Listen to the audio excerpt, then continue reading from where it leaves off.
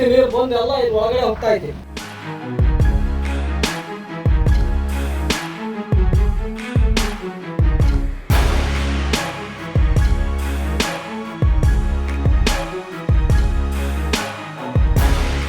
ಕಟ್ಟಿ ಆಂಜನೇಯ ದೇವಸ್ಥಾನ ಪಕ್ಕ ಪೂರ್ತಿ ದೇವಸ್ಥಾನ ಒಳಗೆಲ್ಲ ನೀರು ಹೋಗ್ತಾ ಇದೆ. ಒಳಗಡೆ ಡ್ಯಾಮೇಜ್ ಎಲ್ಲ ಒಳಗಡೆ ಸುಸೂತ್ರ ಕೆಲಸ ಆಗಿಲ್ಲ.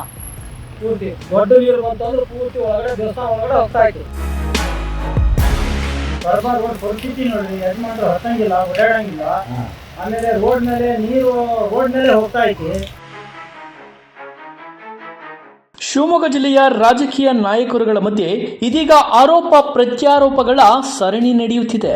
ಬಿಜೆಪಿಯ ಅವಧಿಯಲ್ಲಿ ಆಗಿರುವ ಎಲ್ಲಾ ಕೆಲಸಗಳು ಕಳಪೆಯಾಗಿದೆ ಎಂದು ಇತ್ತೀಚೆಗೆ ಆಯನೂರು ಮಂಜುನಾಥ್ ಅವರು ಆರೋಪ ಮಾಡಿದರು. ಇದಕ್ಕೆ ಪ್ರತಿಯಾಗಿ ಸಂಸದರಾದ BY ರಾಘವೇಂದ್ರ ಅವರು ಕೂಡ ಟಾಂಗ್ ನೀಡಿದರು. ಇದೀಗ ಈ ಆರೋಪಗಳಿಗೆ ಪುಷ್ಟಿ ನೀಡುವಂತಹ ಕೆಲಸಗಳು ಸೊರಬ ಟೌನ್ನಲ್ಲಿ ಎದ್ದು ಕಾಣ್ತಿದೆ. ಆ ದೃಶ್ಯಗಳನ್ನು ತೋರಿಸ್ತೀವಿ ನೋಡಿ.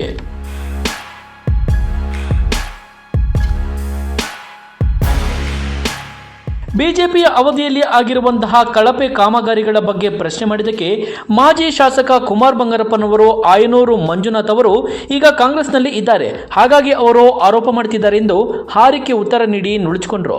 ಆದರೆ ಕಣ್ಣ ಮುಂದೆ ಕಾಣುತ್ತಿರುವ ಈ ಹದಗೆಟ್ಟ ಕಳಪೆ ಕಾಮಗಾರಿಗಳಿಗೆ ಜವಾಬ್ದಾರಿ ಯಾರು ಸ್ವಾಮಿ?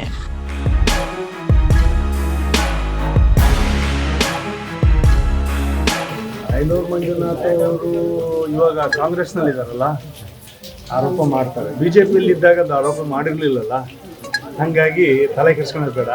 ಅವ್ರು ಕಾಂಗ್ರೆಸ್ನಲ್ಲಿ ಇರೋವರೆಗೂ ಅವ್ರು ಆರೋಪ ಮಾಡ್ತಾರೆ, ಮತ್ತು ಅದನ್ನು ಯಾವಾಗ ಬಿಡ್ತಾರೋ ಅವಾಗ ಮಾತಾಡ್ತಾರೆ. ನೋಡಿದ್ರಲ್ಲ ಕಳಪೆ ಕಾಮಗಾರಿಗಳ ದೃಶ್ಯಗಳನ್ನ. ಚರಂಡಿಯಲ್ಲಿ ಹರಿಯಬೇಕಾದ ಕೊಳಚೆ ನೀರು ರಸ್ತೆಯಲ್ಲಿ ಹರಿಯುತ್ತಿದೆ ಮತ್ತು ಅಭಿವೃದ್ಧಿಯ ಹೆಸರಲ್ಲಿ ಶ್ರೀ ನದಿಕಟ್ಟೆ ಆಂಜನೇಯ ಸ್ವಾಮಿ ದೇವಸ್ಥಾನವನ್ನು ಭಗ್ನ ಮಾಡಿದರು.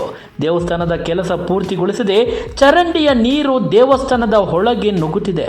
ಈ ಕರ್ಮವನ್ನು ನೋಡಿದ ಭಕ್ತರು ತಾವೇ ಸ್ವಯಂ ದೇವಸ್ಥಾನದ ಒಳಗೆ ನೀರು ಒಳಗಡೆ ಹರಿಯದಂತೆ ಇಟ್ಟಿಗೆ ಇಟ್ಟು ಚರಂಡಿ ನೀರು ಒಳಗೆ ಬರದಂತೆ ಮಾಡಿದರು. ಇದರ ಶಾಪ ಯಾರಿಗೆ ತಟ್ಟಬೇಕು ನೀವೇ ಹೇಳಿ.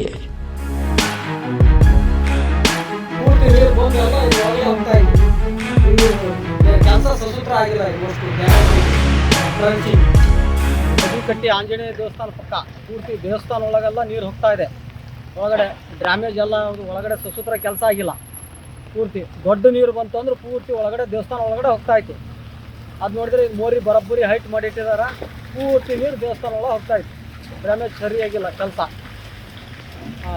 ಈ ರೋಡ್ ನೋಡಿದ್ರೆ ಸುಸೂತ್ರ ಆಗಿಲ್ಲ ಅಂತ ಹೇಳಿ ಬೇಕಾಬಿಟ್ಟಿ ಕೆಲಸ ಮಾಡಿ ಒಟ್ಟು ಎಲ್ಲೆಲ್ಲಿ ಆಯ್ತು ಎಲ್ಲೆಲ್ಲಿ ಇಲ್ಲ ಒಟ್ಟು ಮಾಡ್ಕೊಂಡು ಬಿಲ್ ತಗೊಂಡು ಹೋದ್ರು ಅಷ್ಟೇ. ಇಷ್ಟೇ ಅಲ್ಲದೆ ಸೊರಬ ಮುಖ್ಯ ರಸ್ತೆಯಲ್ಲಿ ಸಾರ್ವಜನಿಕರು ಕುಡಿಯುವ ನೀರಿನ ಪೈಪು ಕೂಡ ಮೇಲ್ಗಡೆನೆ ಅಳವಡಿಸಿ ಈ ಪೈಪಿನ ಮೇಲೆ ಪೂರ್ತಿಯ ಮುಖ್ಯ ರಸ್ತೆಯ ನೀರು ಕೂಡ ಹರಿದು ಬರ್ತಿದೆ. ಮತ್ತು ಸೊರಬ ಹೊಸಪೇಟೆ ಬಡಾವಣೆಯ ಆವನಕಟ್ಟಿ ಸರ್ಕಲ್ ಬಳಿಯೂ ಕೂಡ ನೀರು ಹೋಗಲು ಜಾಗವಿಲ್ಲದೆ ರಸ್ತೆಯ ಬದಿಯಲ್ಲಿ ಹರಿದು ಕೊರಕಲು ಬಿದ್ದಿದೆ. ಮುಖ್ಯ ರಸ್ತೆಯಲ್ಲಿರುವಂತಹ ಕೆಲ ಮನೆಗಳಿಗೂ ಕೂಡ ವಯಸ್ಸಾದಂತಹ ವೃದ್ಧರು ಕೂಡ ಹತ್ತಿ ಹೋಗದಂತಹ ಫುಟ್ಪಾತ್ ಮಾಡಿರುವುದನ್ನು ನೋಡಿದರೆ ಇದು ಬಿಜೆಪಿಯ ಅವಧಿಯಲ್ಲಿ ಆಗಿರುವಂತಹ ಅವೈಜ್ಞಾನಿಕ ಕೆಲಸ ಎಂದು ಸಾರ್ವಜನಿಕರು ಆಕ್ರೋಶ ವ್ಯಕ್ತಪಡಿಸಿದ್ದಾರೆ.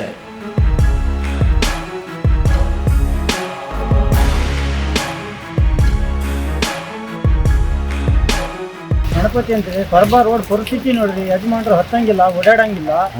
ಆಮೇಲೆ ರೋಡ್ ಮೇಲೆ ನೀರು ರೋಡ್ ಮೇಲೆ ಹೋಗ್ತಾ ಐತಿ. ಹಿಂದಿನ ಕೆಲಸ ಮಾಡಿದವ್ರು ಯಾರು?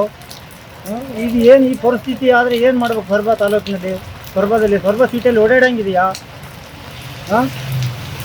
ಏನಿದು ನೋಡ್ರಿ, ಈಗ ಯಜಮಾನ್ರು ಯಾರು ಓಡಾಡಂಗಿಲ್ಲ, ಹತ್ತಂಗಿಲ್ಲ, ಹೋಗಂಗಿಲ್ಲ. ಅದಕ್ಕೊಂದು ವ್ಯವಸ್ಥಿತೆ ಇಲ್ಲ. ಇದೇ ನಮ್ಮ ಸೊರಬ ಪರಿಸ್ಥಿತಿ.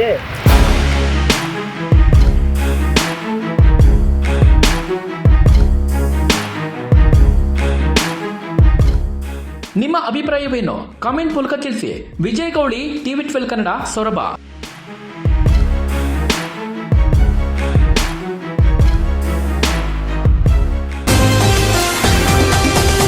TV12 ಕನ್ನಡ, ಇದು ಕನ್ನಡಿಗರ ಧ್ವನಿ.